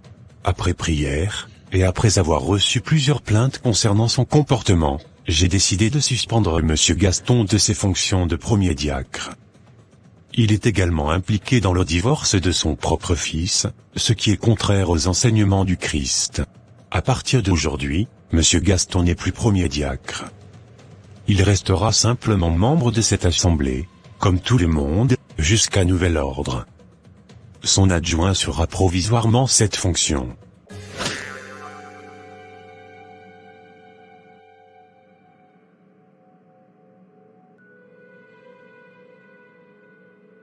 Grande sœur, allons-y directement voir papa à la maison, pour tout lui raconter. Allons-y. Comme ce stupide de pasteur a osé défier notre autorité, alors, qu'il s'attende à subir des conséquences néfastes. Plusieurs heures plus tard. En tout cas, ce pasteur est courageux. Gaston a toujours commis des erreurs dans cette assemblée. Mais les autres pasteurs fermaient les yeux, parce qu'il est riche. Parce qu'il donne beaucoup d'argent. Exactement. Mais celui-ci ne s'est pas laissé intimider. Il lui a retiré ses fonctions. C'est ainsi que l'Église doit fonctionner. Qu'on soit riche ou pauvre, quand on commet des fautes, il faut être corrigé. Gaston se croit comme un dieu ici, il oublie que tout ce qu'il possède lui vient uniquement de la grâce de Dieu. Papa, tu avais raison de ne pas aller à l'église aujourd'hui. Comme il te l'avait promis, ce pasteur t'a humilié publiquement. Oui. Il t'a retiré le titre de premier diacre, et il a donné ton poste à ton adjoint. Donc, il est vraiment têtu.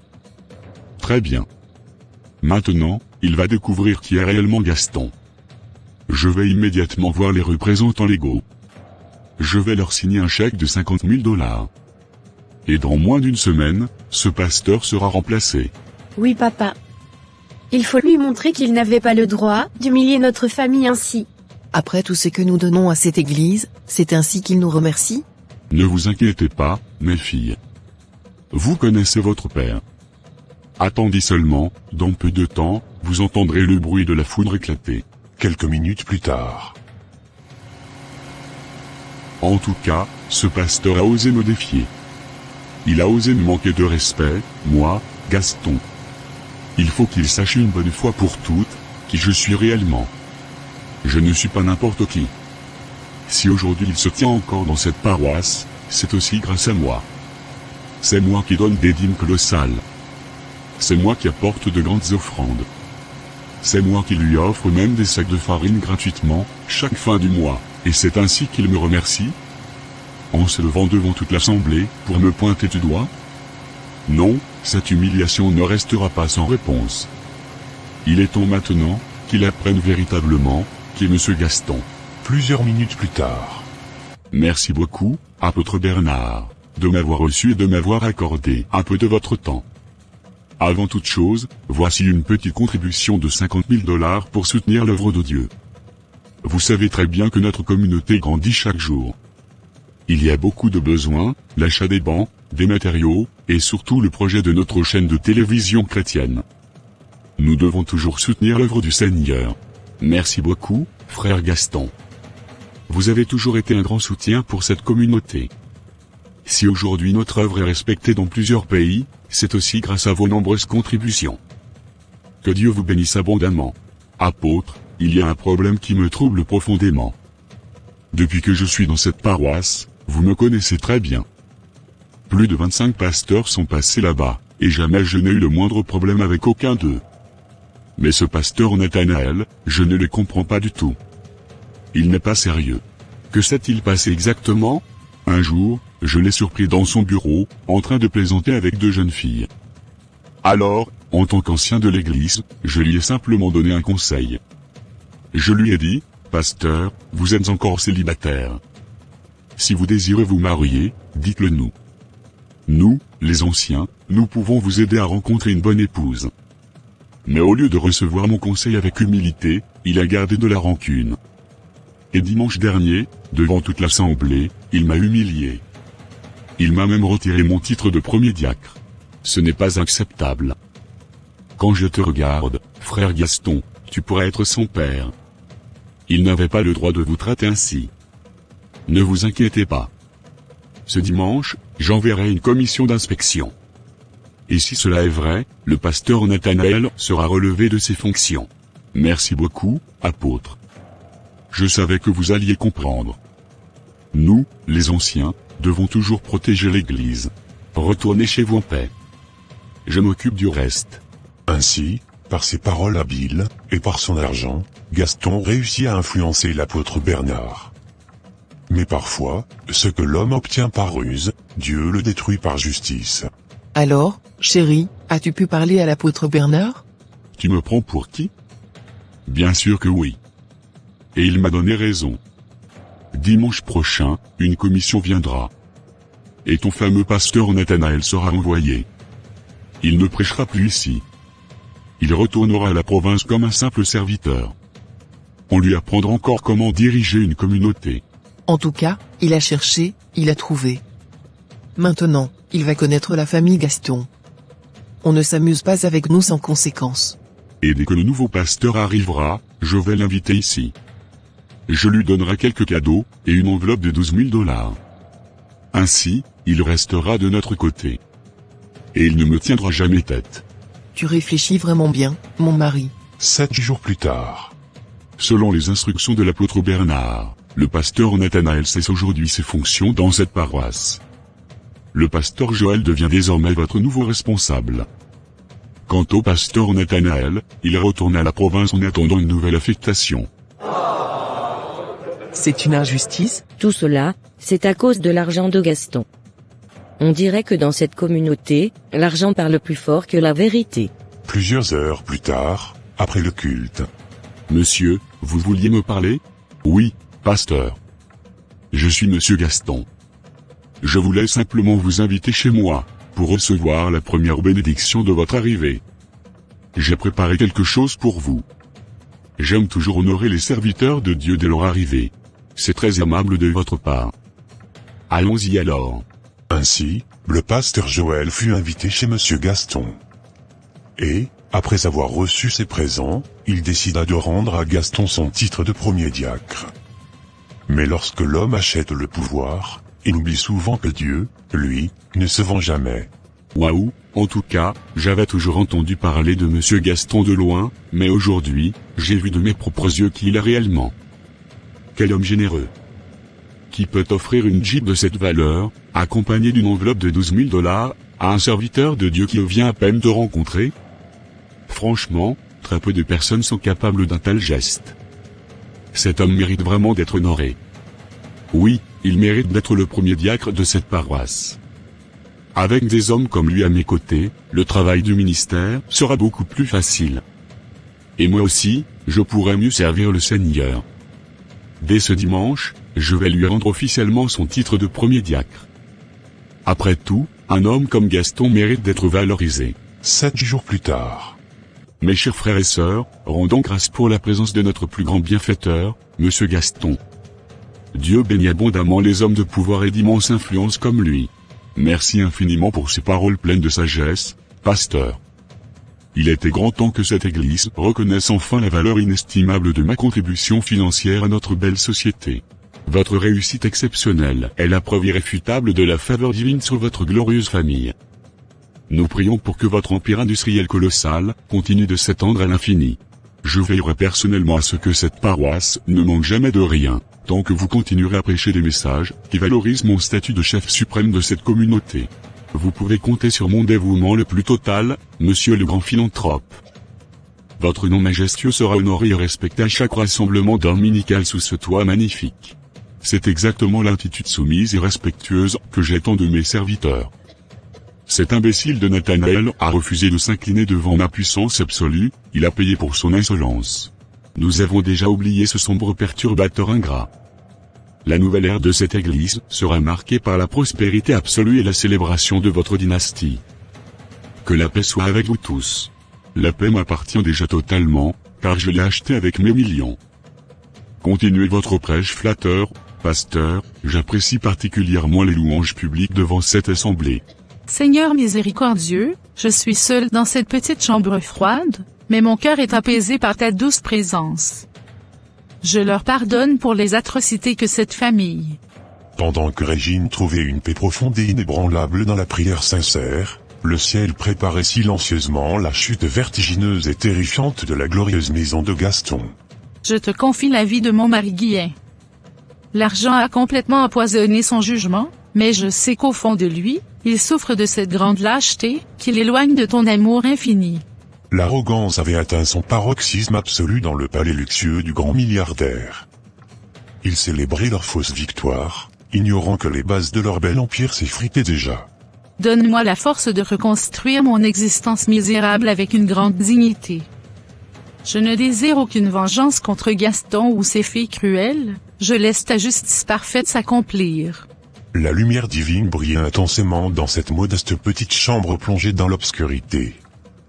La véritable richesse ne se mesurait plus en dollars, mais en pureté d'âme et en pardon absolu. Merci pour cette modeste paillasse, et pour le souffle de vie que tu me prêtes encore cette longue nuit. Je m'endors sous ta protection majestueuse, loin des luxes corrompus de ce monde éphémère. Le compte à rebours céleste venait de s'enclencher de manière implacable. Les jours de gloire arrogante de la puissante famille Gaston touchaient à leur fin. La tempête allait bientôt frapper fort. Plusieurs mois plus tard. Je m'ennuie terriblement dans ce palais immense et vide. Tous les hommes que nous rencontrons sont d'une banalité affligeante et manquent cruellement de richesse. Tu as parfaitement raison, ma sœur adorée.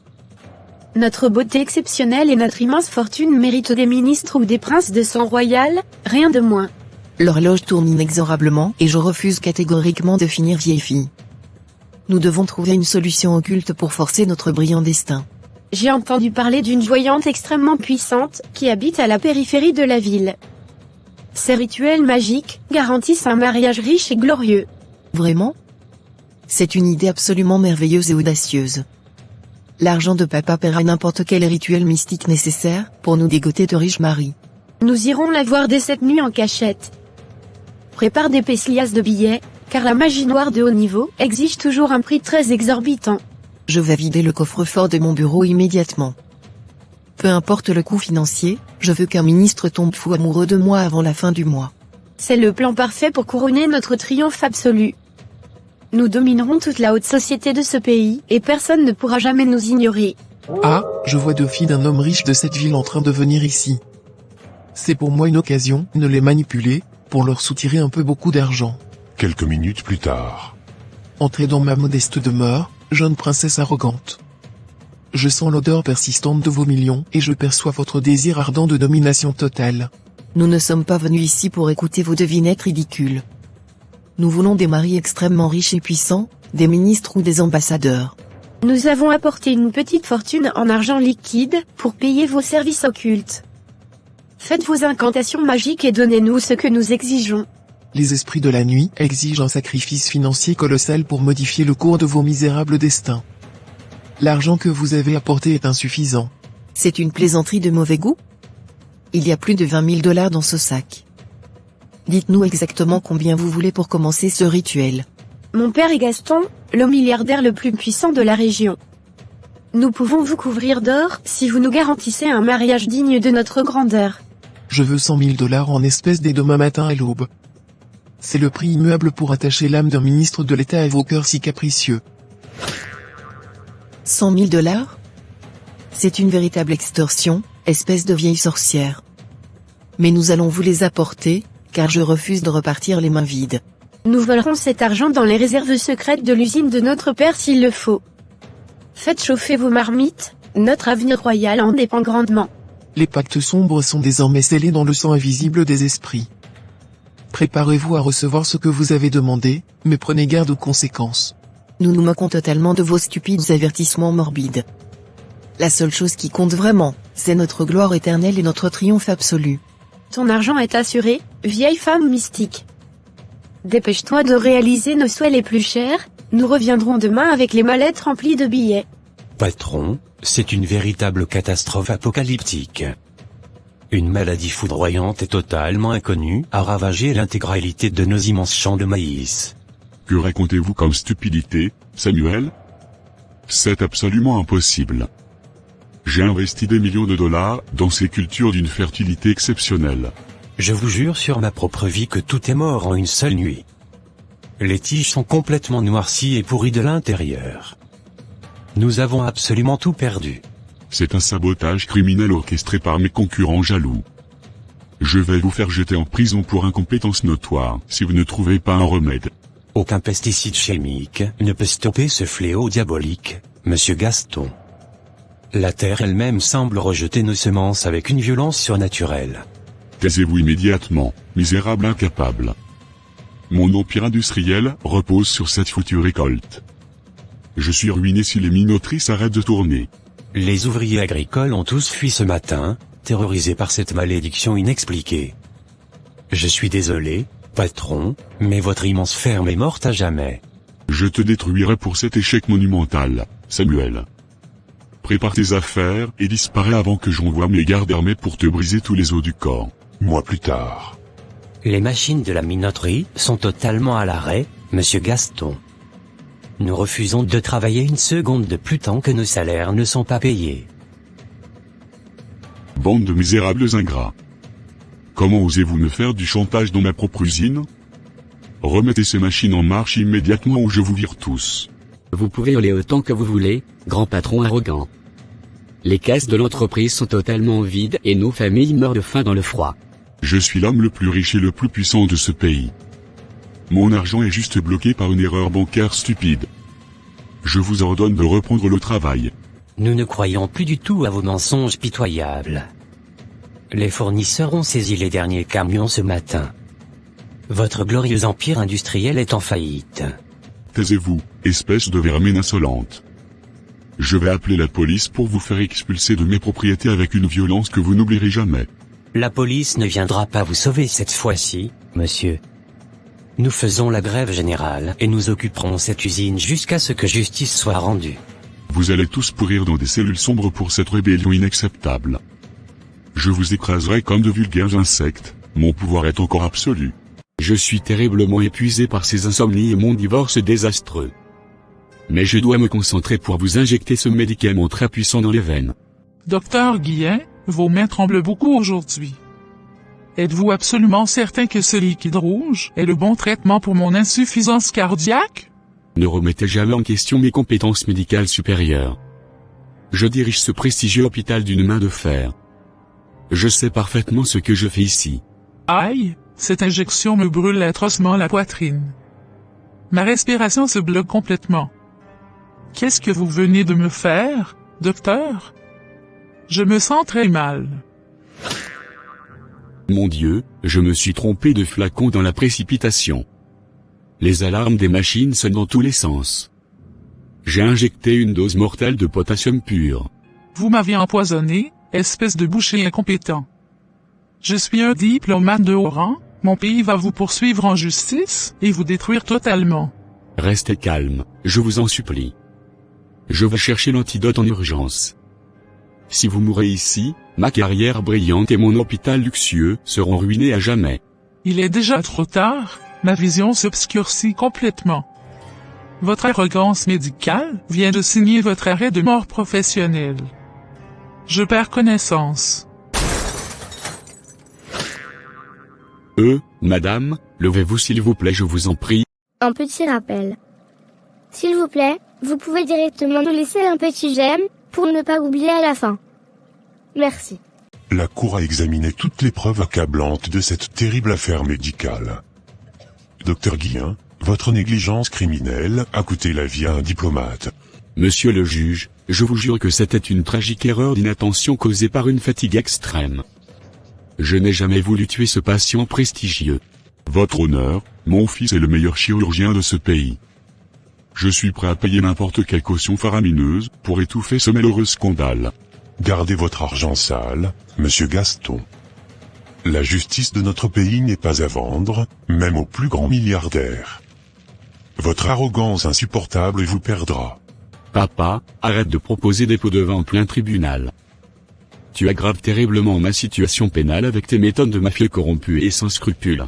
Ne me parle pas sur ce ton, espèce de fils ingrat et stupide. J'essaie simplement de sauver notre glorieux empire familial de la destruction totale et absolue. Le silence est de rigueur dans mon tribunal.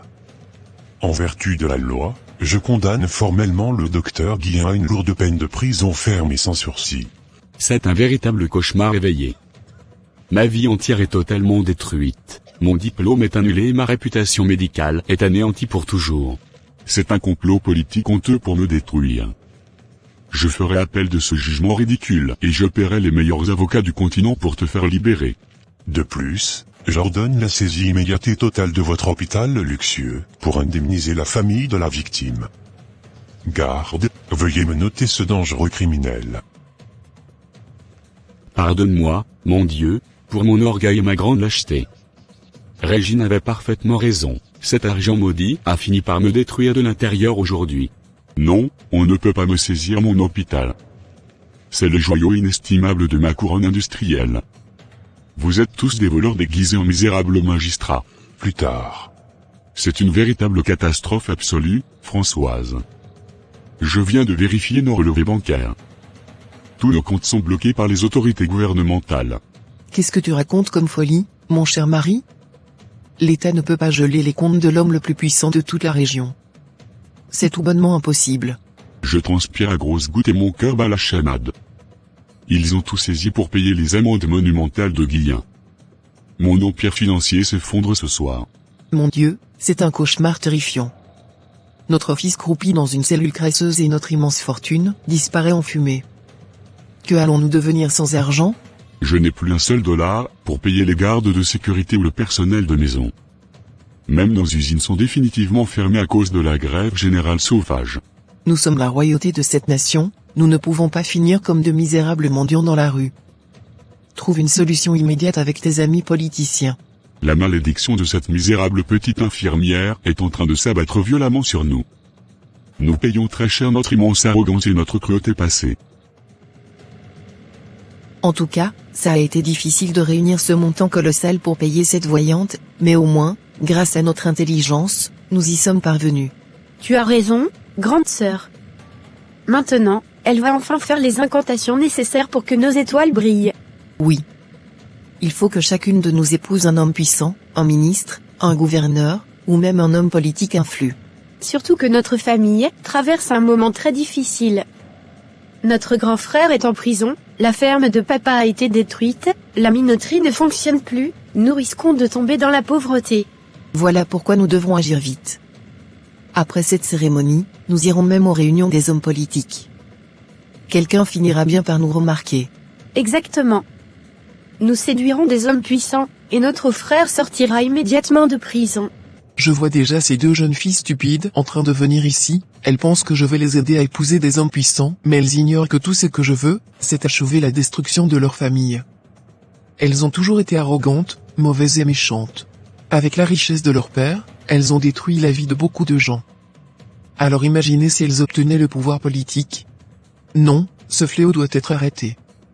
Et puis, 150 000 $. Quel montant merveilleux. Avec cet argent, je pourrais quitter ce pays, aller vivre en Côte d'Ivoire, ou au Togo, et ne plus jamais revenir. Ah, merci, mes chères victimes, merci d'alimenter mon compte bancaire. Quelques minutes plus tard. Soyez les bienvenus, mes enfants. Cela faisait longtemps. Longtemps? Tu parles comme si on avait un arbre planté à la maison, d'où on pouvait juste arriver et cueillir l'argent, pour venir te les donner dans un bref délai. N'est-ce pas? Chut. Tu ignores tout ce que nous avons souffert pour trouver cet argent. Oui. Tu avais demandé une somme énorme, mais nous avons apporté 150 000 $. Alors fais bien ton travail. Nous voulons que l'une de nous épouse un gouverneur, et l'autre, un premier ministre. Nous voulons maintenant saisir le pouvoir politique, afin de bien dominer. Mes filles, ce que vous demandez est plus profond que vous ne l'imaginez. Depuis votre départ, j'ai consulté les esprits, et ils m'ont révélé une vérité terrible. Avez-vous déjà réfléchi à l'origine de la richesse de votre père? Quel rapport entre l'argent de notre père et nos destins? Votre père, avant même son mariage, a sacrifié vos étoiles. Il vous a volé vos destinées, pour nourrir sa propre richesse. C'est pourquoi vous êtes toujours dépendant de lui. Même votre frère, qui semblait indépendant, travaillait sous son contrôle. Et aujourd'hui, tout s'effondre. Comment peux-tu savoir cela? Parce que les esprits me l'ont montré. Et savez-vous pourquoi la destruction de ces biens a commencé? Parce que vos étoiles réclament leur liberté.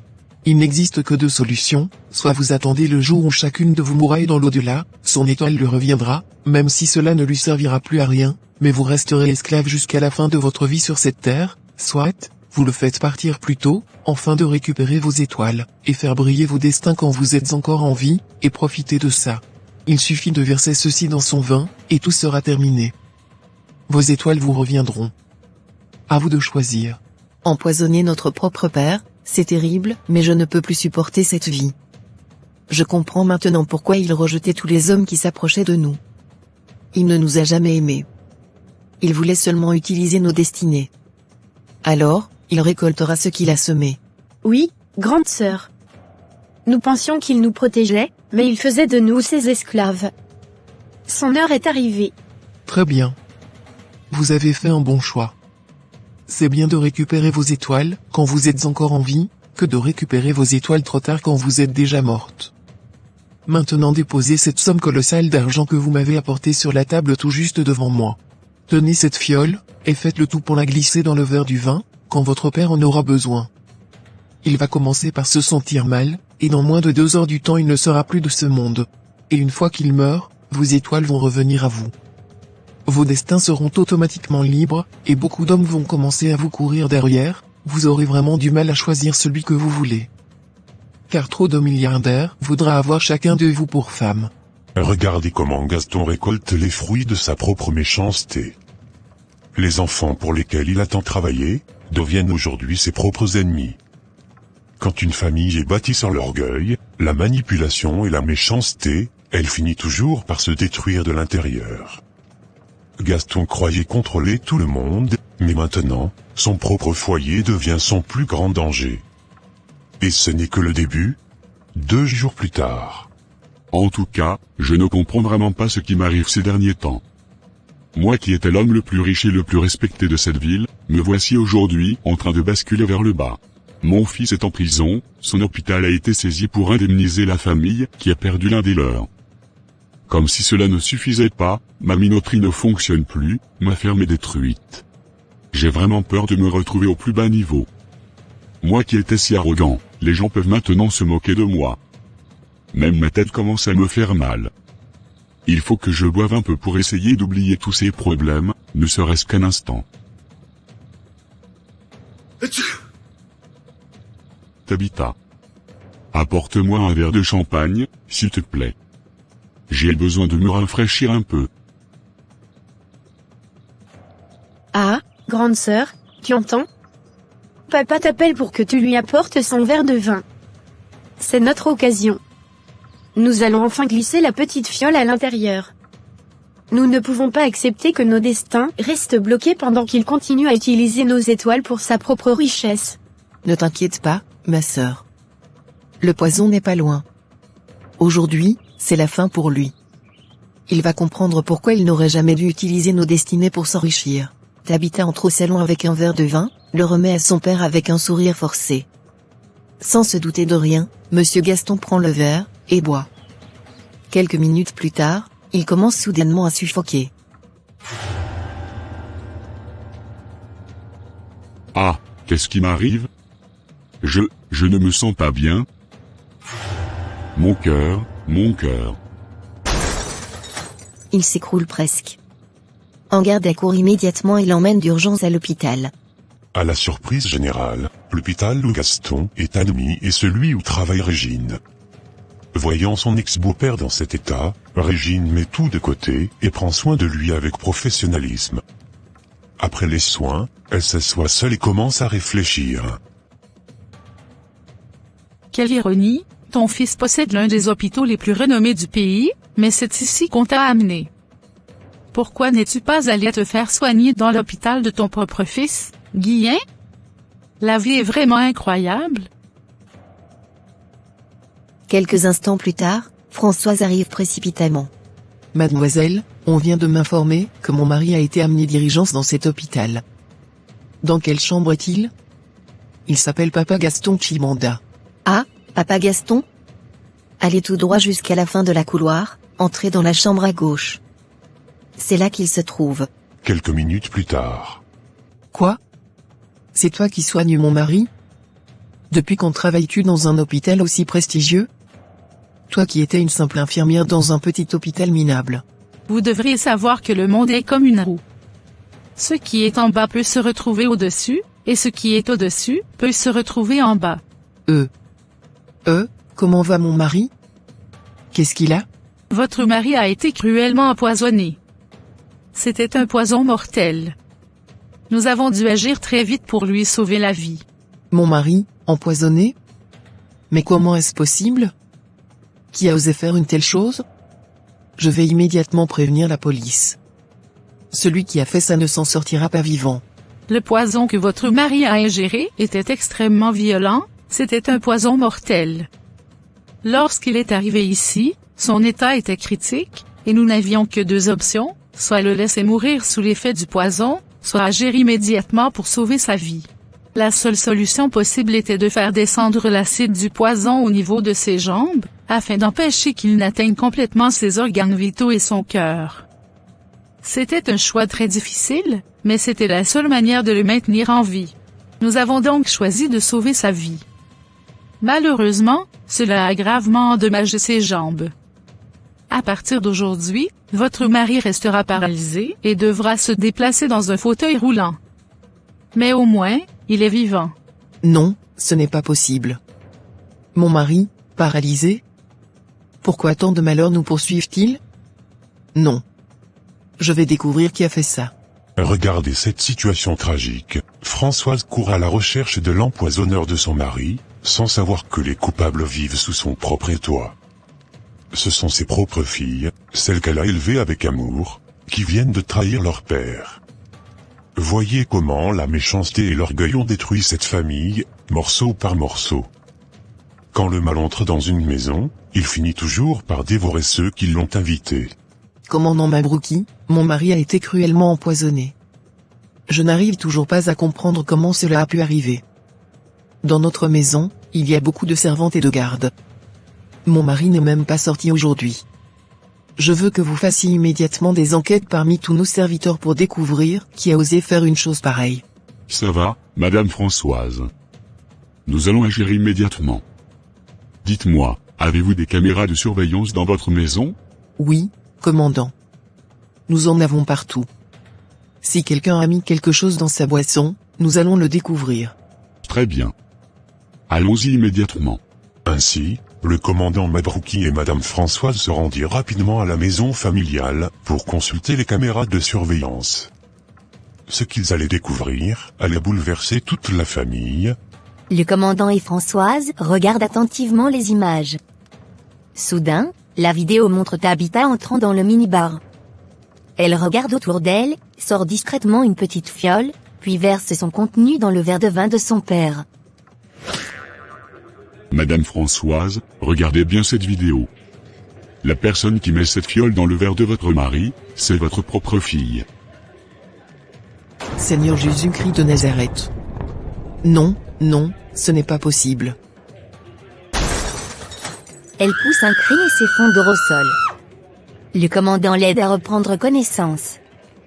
Quelques instants plus tard, François se relève, les larmes aux yeux. Tabitha. Ce que je viens de voir, est-ce la vérité? Ou suis-je en train de rêver? Toi, ma propre fille, tu as mis du poison dans le verre de ton père?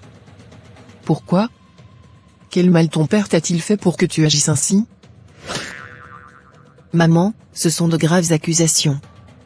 Comment pourrais-je empoisonner mon propre père? Est-ce que tu te rends compte de ce que tu dis? Jamais je ne pourrais faire une chose pareille. Tu me prends pour une stupide? Espèce de grande sorcière, que nous avons élevée sous notre toit. Aujourd'hui, tu vas dire toute la vérité, ou je t'envoie directement en prison. Tu as oublié que cette maison regorge de caméras de surveillance? Seigneur mon Dieu, sauve-moi. Comment ai-je pu être aussi imprudente au point d'oublier qu'il y avait des caméras de surveillance dans cette maison? Regarde ces images.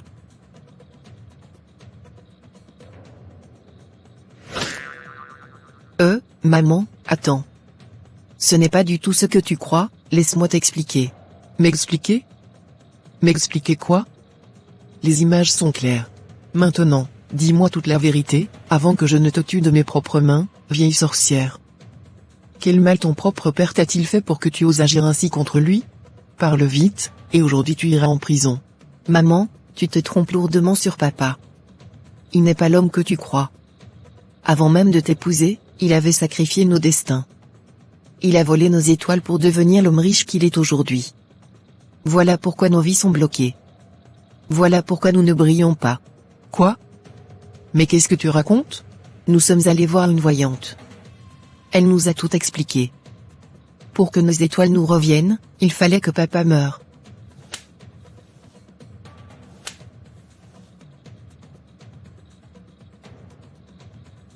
Tais-toi.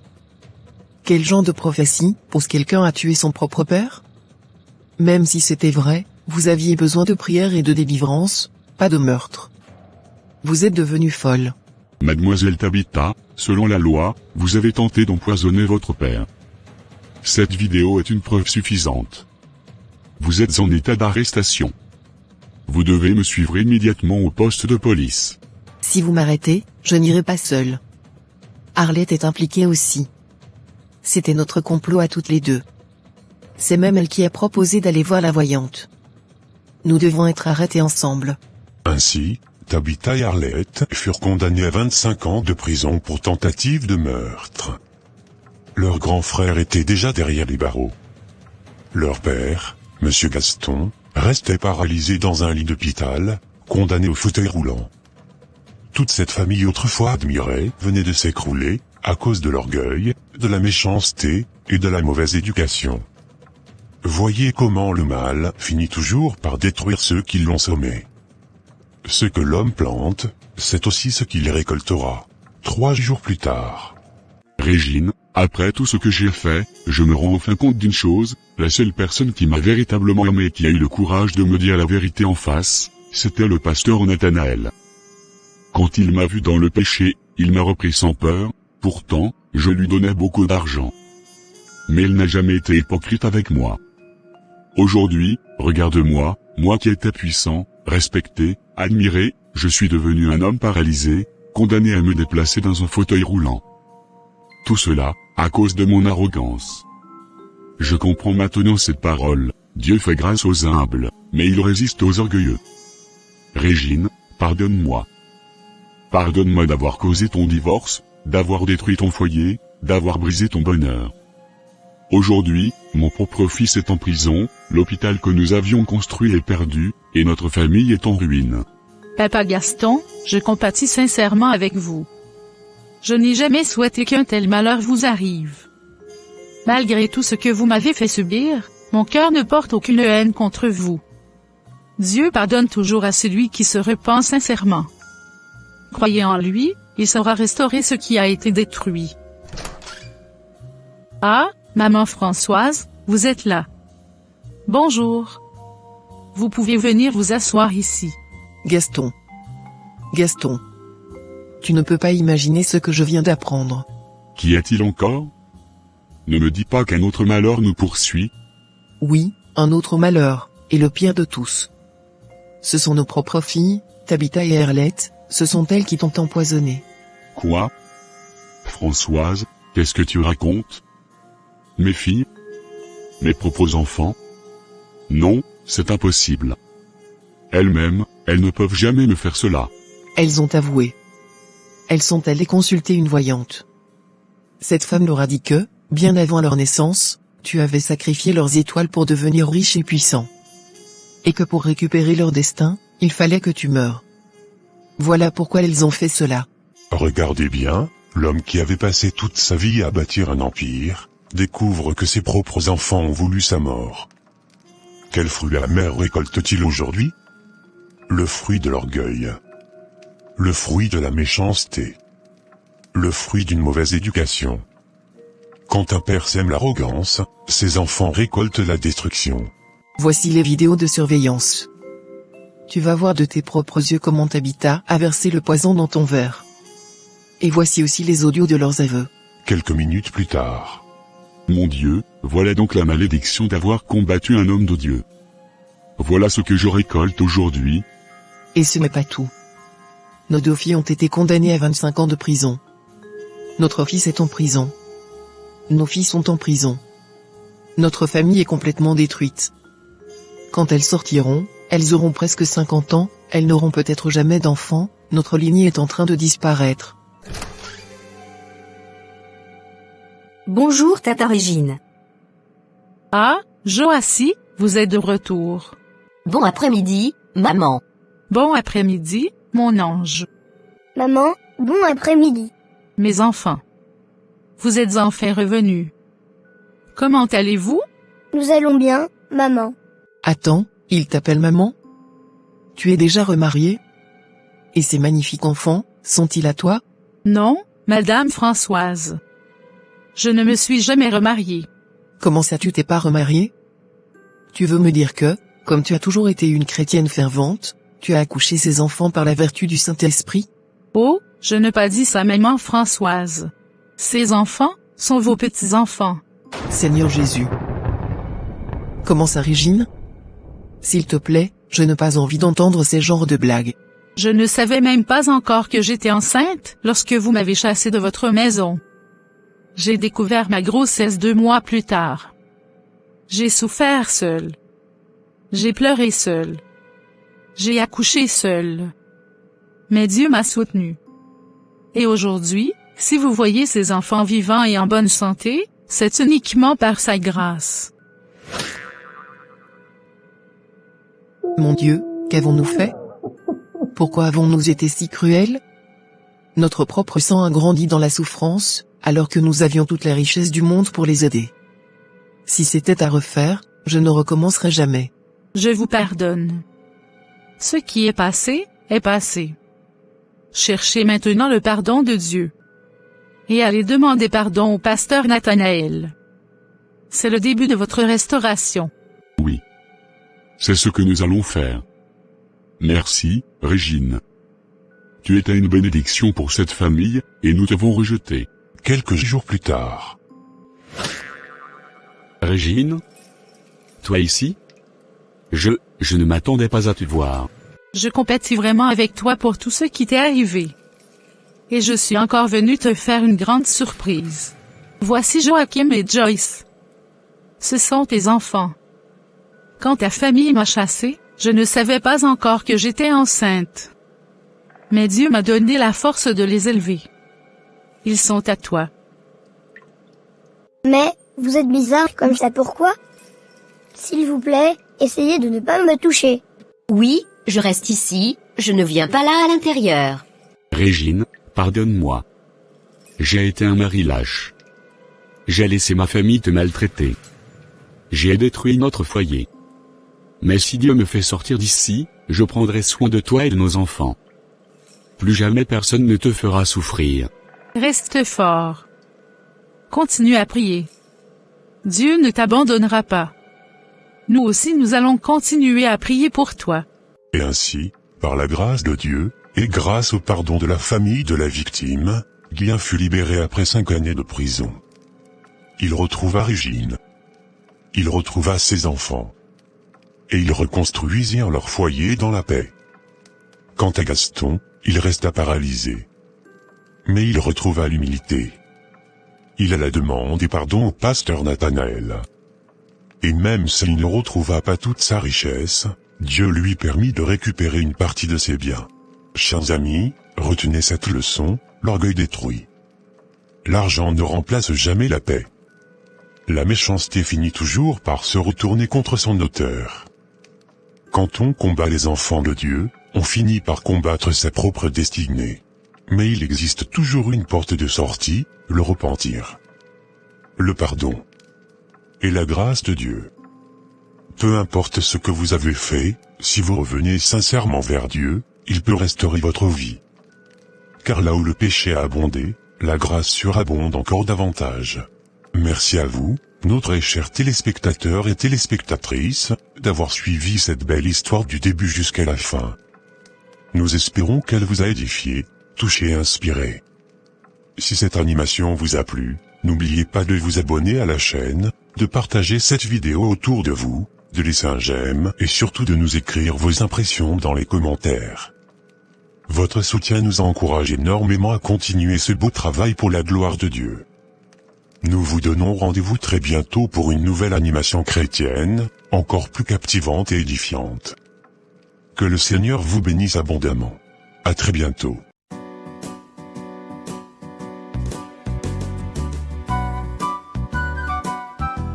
Pour votre édification, votre éducation et votre encouragement spirituel, suivez chaque jour des animations chrétiennes inspirantes sur votre chaîne, Anvras TV Productions. Des messages qui fortifient la foi, des histoires qui touchent les cœurs, et des moments de grâce pour grandir dans la présence de Dieu. Anvras TV Productions, la foi prend vie en images. J'adore vraiment suivre cette chaîne.